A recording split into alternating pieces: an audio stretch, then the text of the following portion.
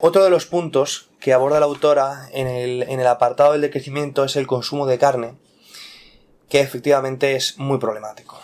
Voy a citar uno de los párrafos del libro que dice: el 80% de la deforestación de la Amazonia se debe a la actividad ganadera. Greenpeace denuncia que el 95% de la soja cultivada en Brasil y Argentina es transgénica y se produce con grandes cantidades de pesticidas y herbicidas. El 87% de la soja que importa la Unión Europea y China de Latinoamérica sirve para alimentar a los animales de ganadería.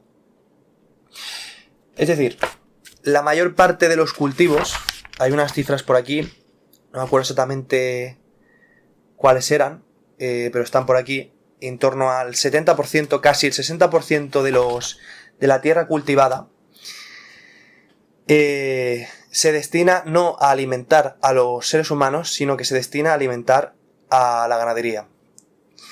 ¿Cuál es el problema de esto?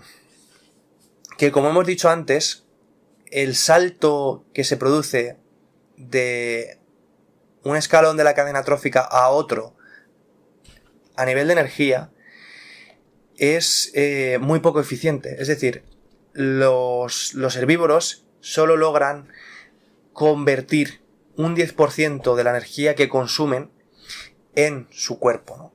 El resto se pierde en el metabolismo, etc. Entonces, ¿qué pasa? Nosotros, al consumir carne, estamos siendo muy poco eficientes en el aprovechamiento de la energía de la tierra, porque toda esa energía que se pierde en el salto que hay de las plantas a nosotros, pasando por los herbívoros, es muy poco eficiente. Es decir, el hecho de que el 70% de la superficie que se destina a la agricultura se use para alimentar a la ganadería, cuando luego la carne no es la cantidad, no supone la mayor cantidad de los alimentos que consumimos, es muy significativo en este sentido, ¿no? Es decir, estoy de acuerdo con las reivindicaciones que hace la autora, que es una autora vegana, por cierto, vegetariana desde hace mucho tiempo y ya más adelante vegana, sobre lo problemático que es el consumo de carne. El consumo de carne tiene que reducirse porque no hay sistema tierra que soporte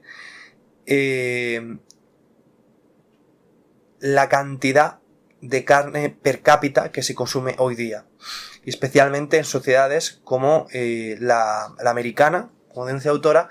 También la sociedad europea va por ese camino, aunque no es algo tan exagerado, y la nueva clase media china, que quizás por esa asociación del consumo de carne al estatus, a la salida de la pobreza, etcétera, está consumiendo más carne que nunca y va en aumento.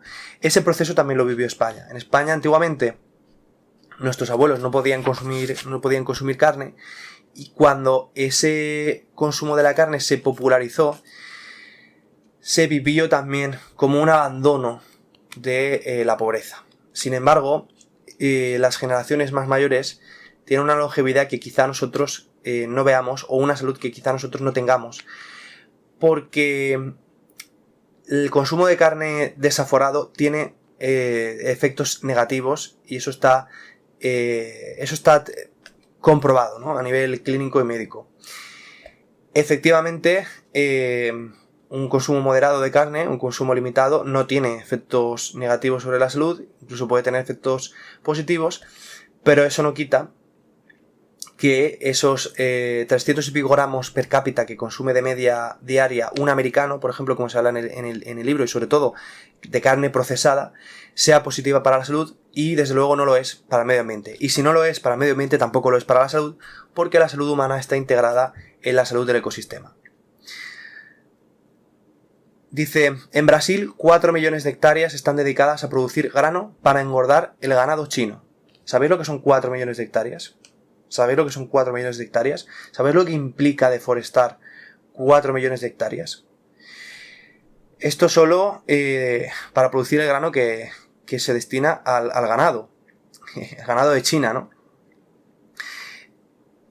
Dice, en el actual sistema agrícola global son necesarias 7 gigatoneladas de biomasa vegetal para producir 0,27 gigatoneladas de carne. En cambio, consumir directamente vegetales permite incrementar la producción de alimentos. Incrementar la producción de alimentos. Las calorías disponibles para el consumo humano aumentarían en un 70%, lo que permitiría alimentar a 4.000 millones de personas más.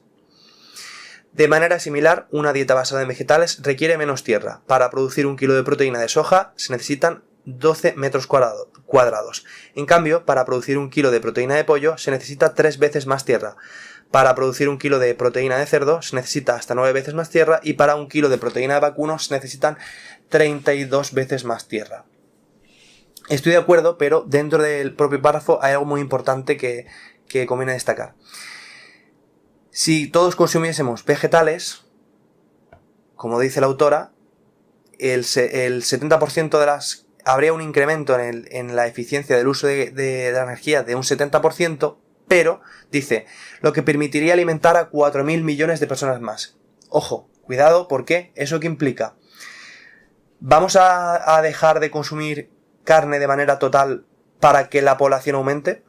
Porque en muchas sociedades, por ejemplo la sociedad india, que es la que más está creciendo en términos absolutos actualmente, el consumo de carne es mínimo y en muchas de las culturas de la sociedad india no se consume carne directamente. Entonces, ese camino no creo que sea tampoco el adecuado, ¿no? El camino adecuado, desde mi punto de vista, sería que la carne representase, y esto lo dice aquí más abajo, como mucho un 10% del total de la dieta, es decir, un consumo de carne que fuese residual, que además es lo más saludable, y que la población humana tuviese unas tasas de crecimiento sostenibles, ¿no? Que se llegase a una tasa de reemplazo poblacional generacional que fuera... Si bien puede ser decreciente, que permita la sostenibilidad económica, ¿no? De la propia estructura del sistema, ¿no?